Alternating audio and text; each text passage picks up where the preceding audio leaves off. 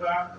हे मुनि श्रेष्ठ, कोई ऐसा तप कहिए जिससे थोड़े समय में पुण्य प्राप्त हो तथा हमें मनवांछित फल देने वाला, तो ऐसा कोई आप हमें उपाय बताइए जिसमें हमारी जो प्रबल इच्छा है वह सर्वशास्त्र ज्ञाता श्री सूत जी महाराज बोले, वैष्णव में पूज्य आप सबने प्राणियों की हित की बात पूछी है।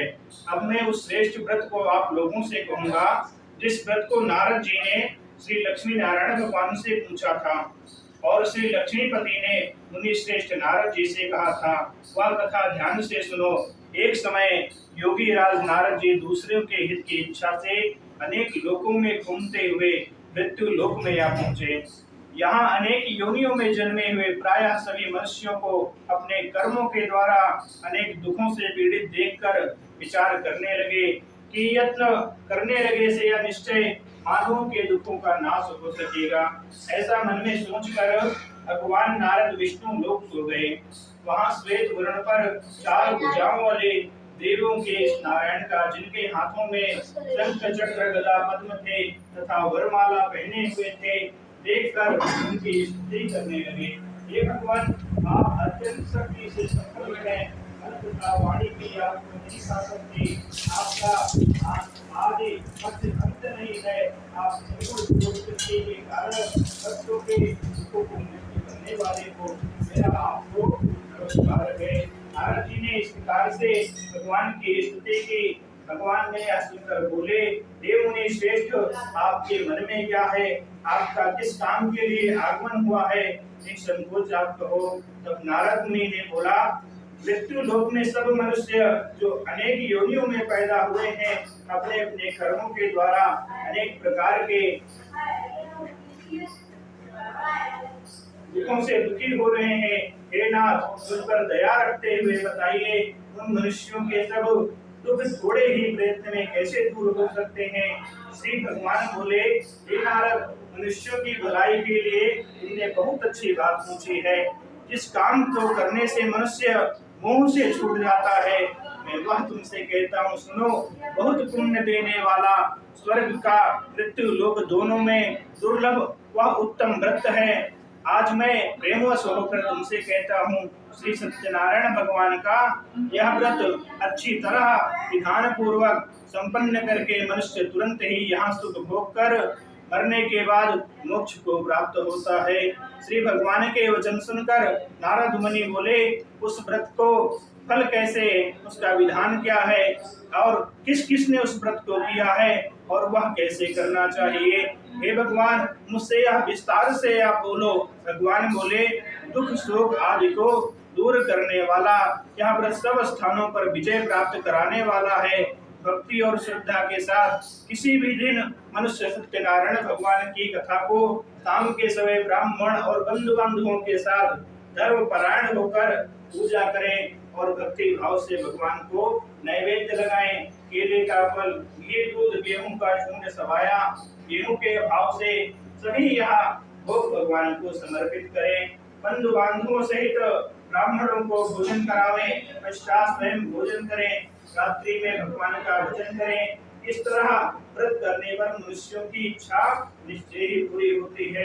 विशेषकर कलिकाल में मृत्यु लोक पर यही मोक्ष का सरल उपाय है। इत्य श्री रेवाखंडे स्कंद पुराणे श्री सत्यनारायण भगवान का प्रथम अध्याय संपन्न हुआ। सत्यनारायण भगवान की जय।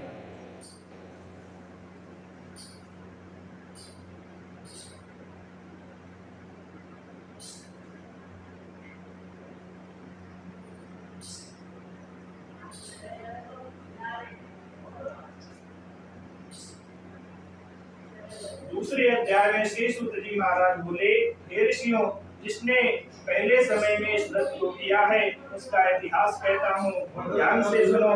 सुंदर काशीपुरी नगरी में एक अत्यंत निर्धन ब्राह्मण रहता था। वह भूख और प्यास से बेचैन हुआ, पृथ्वी पर घूमता था।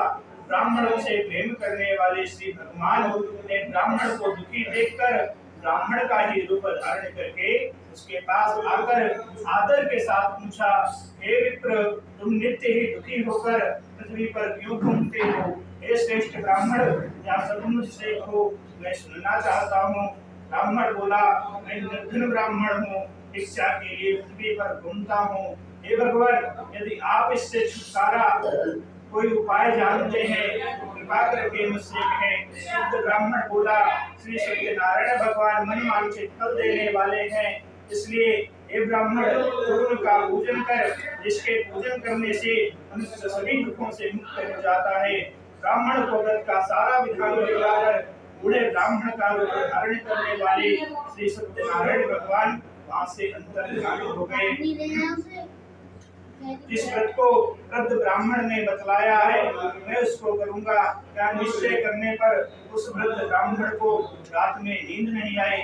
वह सवेरे उठकर श्री सत्यनारायण भगवान के व्रत का निश्चय किया और दीक्षा के लिए चला गया। उस दिन उसको दीक्षा में बहुत सा धन मिला, जिससे बंधु बांधवों के साथ उसने सत्यनारायण भगवान का व्रत किया। जिसके करने से वह विप्र सब दुखों से छूटकर अनेक प्रकार की संपत्तियों से युक्त हुआ। उस समय से वह विप्र हर मास व्रत करने लगा। इस तरह सत्यनारायण भगवान के व्रत को जो करेगा वह सब पापों से छूटकर मोक्ष को प्राप्त होगा। जो आगे उसी पर सत्यनारायण भगवान का व्रत करेगा वह मनुष्य सब दुखों से छूट जाएगा। इस तरह नारद जी से नारायण भगवान ने कहा हुआ, यह व्रत मैंने तुमसे कहा, हे विप्रो, मैं अब और क्या कहूँ। ऋषि बोले, हे मुनिवर, संसार में इस विप्र से सुनकर किस किस ने इस व्रत को किया वह सब मैं सुनना चाहता हूँ। इसके लिए हमारे मन में श्रद्धा है। तब सूत जी महाराज बोले, हे मुनियों, जिस जिसने इस व्रत को किया है वह सब सुनो। एक समय एक वृद्ध ब्राह्मण और धन ऐश्वर्य के अनुसार बंधु बांधवों के साथ व्रत करने को तैयार हुआ। उसी समय एक लकड़ी बेचने वाला बूढ़ा आदमी आया और लकड़ियों को रखकर विप्र के मकान में गया। प्यास और दुखी लकड़हारा उनको व्रत करते हुए देखकर विप्र को नमस्कार करने लगा कि आप यह क्या कर रहे हैं, आप किसका पूजन कर रहे हैं और इस व्रत को करने से क्या फल मिलता है, कृपा करके आप मुझसे कहो। ब्राह्मण ने बोला, चलो, मनोकामनाओं को पूरा करने वाला यह श्री सत्यनारायण भगवान का व्रत है और पूजन है के बारे में जानकर लकड़हारा बहुत प्रसन्न हुआ।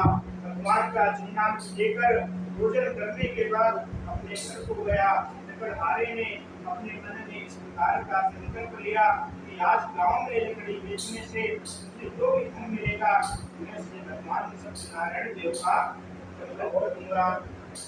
यह मन में विचार कर बूढ़ा आदमी लकड़ियां अपने सिर पर रखकर इस नगर में गया। वहाँ बहुत धनवान लोग रहते थे। वह ऐसे सुंदर नगर में गया वहाँ उसे लकड़ियों का दाम पहले से 6 गुना मिला। दाम लेकर प्रसन्न होकर पके केले का फल, शक्कर, दूध, शक्कर, घी, दूध, दही और गेहूं का सवाया इत्यादि सत्यनारायण भगवान के व्रत के लिए कुल सामग्रियों को लेकर अपने घर गया। फिर उसने अपने भाइयों को बुलाकर विधि विधान के साथ भगवान का पूजन किया और भगवान का व्रत किया।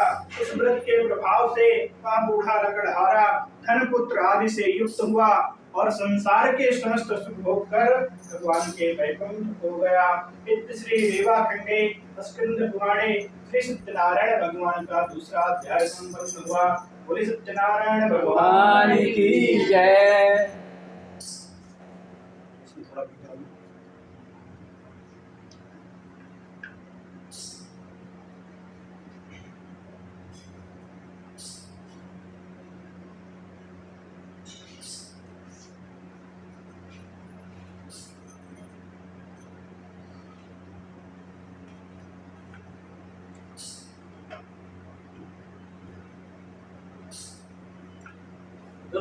आगे श्री सूत जी महाराज बोले, हे श्रेष्ठ मुनियों, अब आगे की कथा सुनो।